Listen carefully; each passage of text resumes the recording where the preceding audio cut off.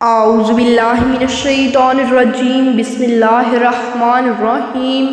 شروع اللہ تعالیٰ کے بابرکت نام سے جو بڑا ہی مہربان اور نہایت رحم فرمانے والا ہے۔ تمام تعریفیں اللہ تعالیٰ کے لیے ہیں، وہ نیک لوگوں کا ولی ہے۔ میں گواہی دیتی ہوں کہ اللہ تعالیٰ کے سوا کوئی معبود برحق نہیں، وہ یکتا ہے اور اس کا کوئی شریک نہیں۔ اور میں یہ بھی گواہی دیتی ہوں کہ حضرت محمد صلی اللہ علیہ وآلہ وسلم اللہ کے بندے، اس کے رسول اور آخری نبی ہیں۔ یا اللہ ان پر، ان کی آل پر اور تمام صحابہ کرام پر اپنی رحمتیں، برکتیں اور سلامتی نازل فرما۔ معزز ناظرین، رائٹ انفارمیشن چینل کی جانب سے تمام میرے دوستوں کو سننے اور میرے تمام جاننے والے دوستوں کو السلام علیکم ورحمۃ اللہ وبرکاتہ۔ تو دوستو، جیسا کہ آپ سب جانتے ہیں کہ ماہ ربیع الاول کا مہینہ جاری و ساری ہے، تو آپ یہ بھی جانتے ہوں گے کہ اس ماہ مبارک ماہ ربیع الاول میں ہمارے پیارے نبی حضور علیہ السلام کی ولادت مبارک ہوئی تھی۔ تو یہ کتنا مبارک مہینہ ہے، اور وہ دن کون سا ہے جب آپ حضور علیہ السلام کی ولادت مبارک ہوئی تھی؟ 12 ربیع الاول کے دن۔ 12 ربیع الاول کے دن آپ حضور علیہ السلام کی ولادت مبارک ہوئی تھی۔ تو دوستو، آج میں آپ کے سامنے 10 ربیع الاول کا ایک ایسا خاص وظیفہ لے کر حاضر ہوئی ہوں۔ اگر آپ یہ وظیفہ کر لیتے ہیں تو یہ آپ کو اتنا رزق دے گا، اس وظیفہ کو کرنے سے آپ کو ڈھیر سارے معجزات دیکھنے کو ملیں گے اپنے گھر میں۔ تو دوستو، آج جو میں آپ کو وظیفہ بتاؤں گی، یہ وظیفہ دعائے مغنی کا وظیفہ ہے۔ یہ دعا حصول گناہ اور خیر و برکت کے لیے بہت ہی مجرب ہے۔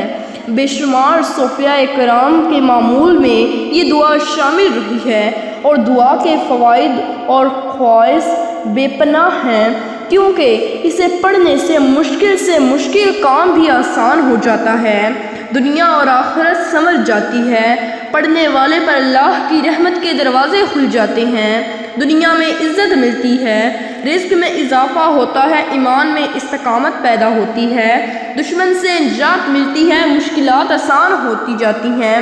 گویا کہ اسے پڑھنے والا دنیا کے ہر کام سے غنی ہوتا چلا جاتا ہے۔ اس لیے جو شخص اسے بعد نماز فجر 11 مرتبہ روزانہ کا معمول بنا لے، انشاءاللہ اسے دین و دنیا میں بھلائی حاصل ہوگی۔ جب کوئی مشکل درپیش ہو اور ہر طرف سے پریشانی اور خطرات نے گھیر رکھا ہو، تو اس صورت میں اس دعا کو 41 مرتبہ روزانہ نماز فجر کے فرضوں اور سنتوں کے درمیان 40 روز تک پڑھیں۔ اگر ایسا نہ کر سکیں تو صبح کی نماز ادا کرنے کے بعد پڑھیں۔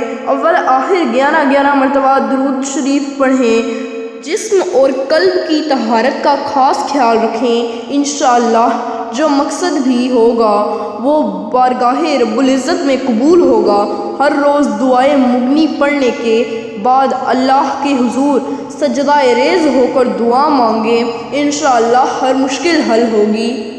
رفع حاجت کے لیے اس دعا کو پڑھنے کا ایک طریقہ یہ بھی ہے کہ 3 روز تک متواتر روزے رکھیں اور عشاء کی نماز کے بعد اس دعا کو 41 مرتبہ پڑھیں۔ انشاءاللہ جو بھی جائز حاجت ہوگی اسے اللہ تعالیٰ قبول فرمائے گا۔ پڑھائی شروع کرتے وقت اول آخر درود شریف پڑھنا بہت بہتر ہے۔ اس کی زکوٰۃ ادا کرنے کا طریقہ حسب ذیل ہے۔ عروج ماہ کے اول پخبشنبہ کو نماز فجر سے پہلے غسل کریں اور لباس معطر و مطہر پہن کر صاف ستھری جگہ اول آخر 11 مرتبہ درود شریف اور 7 مرتبہ دعائے مذکو رما تسمیہ پڑھا کریں۔ انشاءاللہ 120 دن گزرنے کے بعد زکوٰۃ پوری ہو جائے گی۔ اس کے بعد روزانہ مابین سنت فرض نماز فجر کے 1 مرتبہ پڑھ لیا کریں، یا بعد نماز صبح۔ ایام زکوٰۃ میں گائے کا گوشت، مچھلی کا انڈا، لہسن، پیاز، خام، ہیننگ وغیرہ استعمال میں نہ رہے۔ بعد ادائے زکوٰۃ کوئی پرہیز نہیں، البتہ منہیات شرعی سے سختی سے بچتا رہے، عقل حلال صدقے مقال پر کوشاں اور پابند رہے۔ اگر اتفاقی کوئی حاجت پیش آ جائے 3 روز متواتر روزے رکھیں اور نماز فجر کے سنت و فرض کے مابین دعائیں مسک و رواں اول آخر 11 مرتبہ درود شریف 3 مرتبہ روزانہ پڑھیں اور بعد پڑھنے کے سر بسجود ہو کر اللہ پاک سے بحرمت رسول اکرم صلی اللہ علیہ وآلہ وسلم اور باتفیل دعائیں مغنی شریف حاجت طلب کریں۔ جو شخص دعائیں مغنی کو روزانہ 7 مرتبہ پڑھنے کا معمول بنانے سے اضافہ رزق کا سبب بنتا ہے اور مالی تنگی دور ہو جاتی ہے۔ دعائیں مغنی کی زکوٰۃ ادا کرنے کا ایک طریقہ یہ ہے کہ ترک حیوانات جلالی و جمالی کر کے اس دعا کو 40 دن تک روزانہ 25 مرتبہ پڑھیں، انشاءاللہ غنی بن جائے گا اور دولت کے معاملے میں جو چاہے گا اللہ کی رحمت سے ملے گا۔ تو دوستوں وظیفہ آپ نے اسی طریقے سے کرنا ہے جس طریقے سے میں نے آپ کو بتایا ہے۔ تو دوستوں میں آپ کو دعائیں مغنی کا سارا ترجمہ بتا دیتی ہوں۔ بسم اللہ الرحمن الرحیم، شروع اللہ کے نام سے جو بڑا ہی مہربان نہایت رحم فرمانے والا ہے۔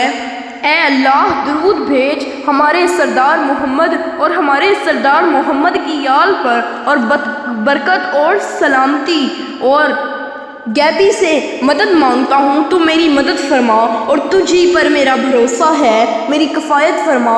اے کانی کفایت فرما میری دنیا اور آخرت کی مشکلات میں، اور اے بخشش کرنے والے دنیا اور آخرت میں اور رحم کرنے والے، میں تیرا بندہ تیرے در پر پڑا ہوں، فقیر ہوں تیرے در کا، سوالی ہوں تیرے در کا، عاجز ہوں تیرے در پر، قیدی ہوں تیرے در کا، کمزور تیرا تیرے در پر ہے، مسکین تیرا تیرے در پر ہے، مہمان تیرا تیرے در پر ہے، اسے پروردگار جہانوں کے تباہ حال تیرے در پر ہے۔ اے فریاد رس فریادیوں کے غمگین تیرا تیرے در پر ہے، اے کھولنے والے مصیبت زدہ کے گھنگار تیرے در پر ہے، اسے تلاش کرنے والے نیکوکاروں کے گناہوں کا اقراری تیرے در پر ہے۔ اے بہت رحم کرنے والے رحم کرنے والوں سے خطا کار تیرے در پر ہے، اے بخشنے والے گناہگاروں کے گناہوں کا ماننے والا تیرے در پر ہے، اے پروردگار جہانوں کے ظالم تیرے در پر ہے، اے امیدگاہ طلب کرنے والے ادھکار تیرے در پر ہے، ڈرا ہوا تیرے در پر ہے، عاجز تیرے در پر ہے، رحم کر مجھ پر اے میرے مولا، تو بخشنے والا ہے اور میں گناہ گار ہوں اور کون رحم کرے گا گناہ گار پر بخشنے والے کے سوا۔